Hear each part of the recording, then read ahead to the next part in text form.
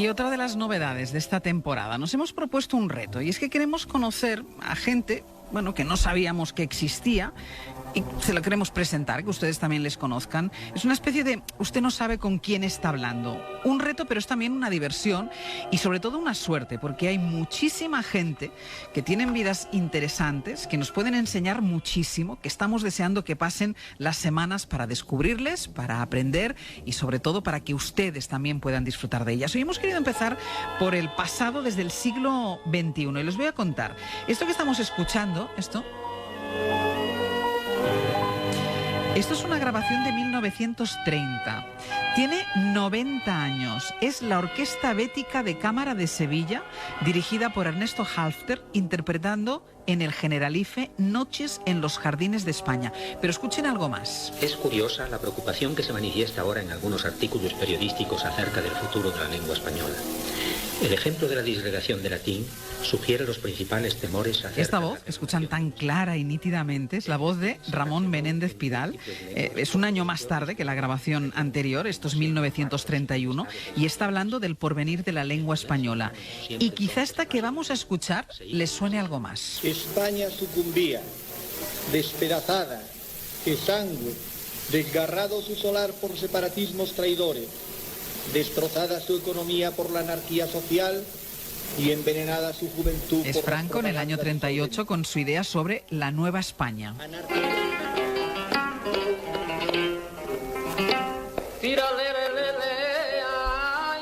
Y así suenan las seguirillas Me dieron las 12 de Tomás Pavón y Niño Ricardo. Y ya no les voy a hacer esperar más porque les voy a presentar a Carlos Martín Ballester. No saben ustedes con quién están hablando. Bueno, ¿con quién estoy hablando yo? Carlos, ¿qué tal? Muy buenos días. Hola, buenos días, Ángeles. ¿Cómo consigues esto? ¿Cómo has conseguido toda esta documentación sonora? Bueno, esto es solo una prueba, una muestra. ¿Cómo has conseguido todo esto? Bueno, pues a base de mucha dedicación y mucho amor por la música en general, y muchos años también, claro. Esto que estamos viendo son discos de pizarra. Sí, es el formato de grabación que existía anterior al vinilo y prácticamente desde los inicios del sonido grabado, ¿no? A excepción de los cilindros de fonógrafo, que tuvieron una duración muy corta, y ya desde finales del 19 hasta prácticamente 1960 el formato de grabación fue el disco de 78 o disco de pizarra, como ¿No se estropean? Bueno, sí, se estropean si se reproducen de una manera mecánica con los aparatos de entonces, pero si la reproducción es a través de platos eléctricos como los que conocemos, aunque son especiales para este tipo de discos, pero de reproducción eléctrica, pues en un estudio de grabación o en un estudio doméstico, pues no tienen ningún tipo de desgaste. Dime una cosa, ¿de dónde te viene a ti esta afición? Porque eres una persona joven y sí, en cambio estás rodeada de discos de pizarra. Sí. ¿De dónde te viene esta afición? Bueno, pues me viene por mi afición al flamenco, fundamentalmente, ¿no? Yo soy muy aficionado desde muy crío, y entonces, pues por esa misma afición al flamenco en particular y en general a la música, pues me vi casi obligado a acudir al formato original de grabación, porque muchas músicas que yo quería conocer no estaban reproducidas en formatos modernos, ¿no? Entonces, digamos que la curiosidad me obligó a indagar y a buscar este tipo de discos, pues por todo tipo de ¿Y cómo los has ido recopilando? fuentes. ¿Gente que te los ha dado? ¿Los has comprado? Sí, fundamentalmente compras de todo tipo, colecciones pequeñas, grandes, particulares, casas de subastas, anticuarios, de todo. ¿Hay gente que no sabe lo que tiene en casa? O sea, sí. Algo que te ha llegado a ti, ¿pero qué sí. tenían estos en casa? Sí.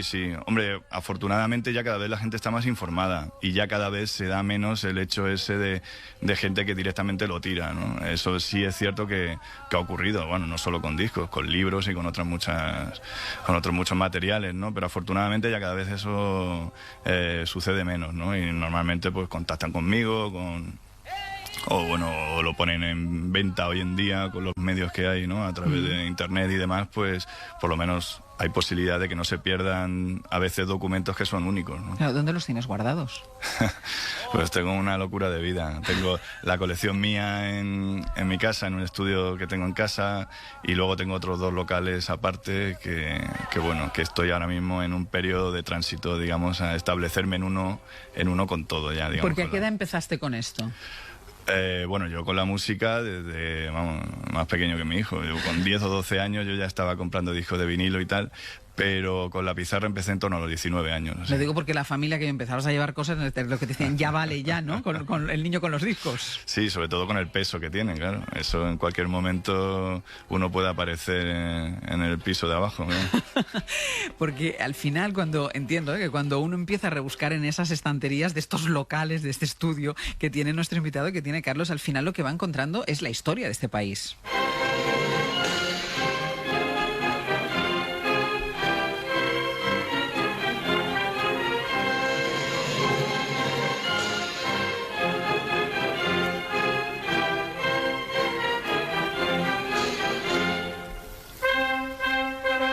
Es el himno de la CNT a las barricadas. ¿Cómo lo conseguiste?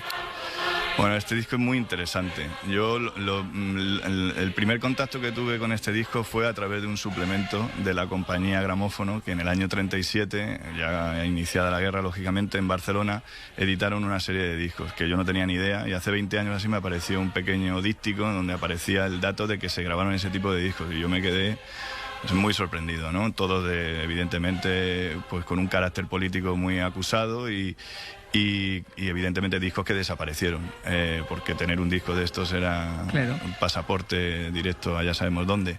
Y al cabo de los años me apareció un ejemplar, luego otro que mejoró el estado de conservación, y la verdad es que tiene un valor histórico increíble, ¿no? Es decir, que en ese periodo tan convulso de nuestra historia que se realizaran ese tipo de grabaciones, ¿no? ¿Y no hay ninguna institución que se haya interesado por ello? Porque, insisto, tú lo que tienes ahí en esas estanterías, al margen de mucha música, eso, tienes historia, esto es historia. Sí, digamos, mi colección gravita en torno al flamenco, por supuesto, y luego todo lo que son las grabaciones de contenido histórico, es decir, las no estrictamente musicales, entre comillas, ¿no? Todo lo que tiene que ver con la historia de nuestro país a nivel cultural, literario, político, científico, y digamos esas son las dos ramas de mi colección. Todo lo demás yo me dedico profesionalmente a ello, ¿no? Lo que es el disco en todos los demás géneros, incluso en todo lo repetido que a mí no me interesa. Y sí es cierto que hay instituciones públicas que muestran cierto interés en algunos de estos documentos. Y en cuanto a los estrictamente musicales, ¿tú crees que había más verdad en la música antes? Porque ¿cómo se grababa? No se cortaba o no se hacía por pistas separadas. O sea, ¿eso cómo era? No había Pro Tools. ¿Eso cómo era? Claro. ¿Eso cómo era? Era una maravilla. Hombre, quiero decir, insisto, yo no soy una persona solo anclada en el pasado, sino que tengo un pie puesto en la actualidad, en las músicas actuales y participo activamente, ¿no? A través del Círculo Flamenco de Madrid. Pero lo que diferencia las grabaciones de ese periodo es que tenían una frescura y una naturalidad que a veces se pierde, ¿no? Con los procesos que se dan en un estudio de grabación hoy en día, ¿no? Entonces se percibe en esas grabaciones que hay música viva, ¿no? Que no había prueba y error, había una prueba, había una o dos tomas, pero normalmente se sacaba la que se grababa. Y eso, aunque técnicamente había ciertos defectos, los que tenemos un sexto sentido a la hora de disfrutar de la música percibimos detalles que son únicos. ¿Vas descubriendo detalles a medida que los vas escuchando? Sí, claro. Incluso grabaciones que has escuchado cientos de veces. Siempre hay algún giro, algún detalle. Tu predisposición tampoco es la misma. Eso te permite también disfrutar cada vez de la música como si fuera la primera vez, ¿no? Flamenco, música en general, discursos de políticos, de literatos, pero también de científicos. Escuchen a Juan de la Cierva. Saltándome todos los aparatos intermedios, voy a haceros una brevísima descripción del autogiro designado como C30. Esto solo indica la cantidad de modelos. Además, a mí eso me parece fascinante, porque descubres Esto es increíble. ¿Este es de dónde lo sacaste? Pues esto fue una colección aquí en Madrid y eran 3 o 4 acetatos. Bueno, se llaman acetatos, pero son discos de grabación inmediata, ¿no? Es como si fuera pues la grabadora del móvil de hoy, ¿no? Entonces eran unos discos que se podían grabar en el momento, y en este caso era una conferencia de la Cierva hablando del autogiro en el año 34, creo recordar, dividida la conferencia en varios discos, lógicamente, y ahí se ve como él empieza la conferencia, empieza a hablar de las innovaciones que fue introduciendo, cómo va entrando la gente, las preguntas, una maravilla, una maravilla. ¿El proyecto que tienes entre manos es un museo en Madrid? Sí, bueno, sí, yo soy especialista en complicarme la vida, entonces... Bienvenido. Sí. Entonces sí, en uno de esos locales que te comentaba, pues la idea es agrupar todos o la mayoría de los proyectos que tienen que ver con el sonido grabado, pues allí, ¿no? Llevarme el estudio de grabación, la colección mía, el archivo general de discos y dedicar una de las plantas a una exposición con todos los aparatos y toda la iconografía que tengo reunida en torno a la historia del sonido grabado. Pues en ese periodo. Nos vamos a ir con otra de estas joyitas, con La niña de los peines. Él es Carlos Martín Ballester. Ahora ya sabemos con quién estamos hablando. Muchísima suerte con el museo. Avísanos cuando lo abras, que iremos a verlo. Estupendo, Y Ángel. muchísima suerte. Muchas gracias a ti.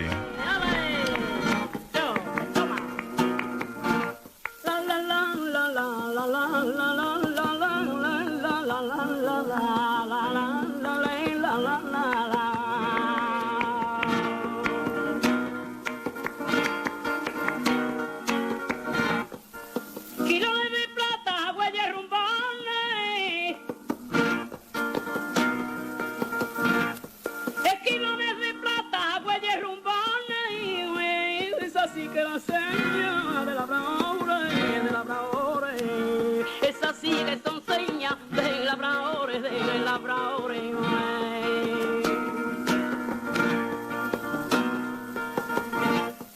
En lo alto del cerro de Palomar,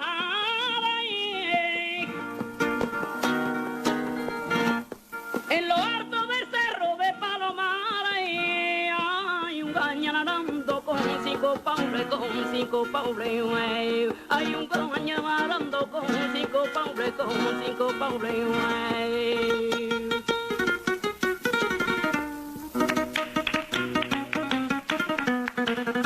Ole, me miras de medio lado, tú me estás mirando de lado, ya verás la puñaladita que por tu querer mandado, verás la puñaladita primo que por tu querer mandado.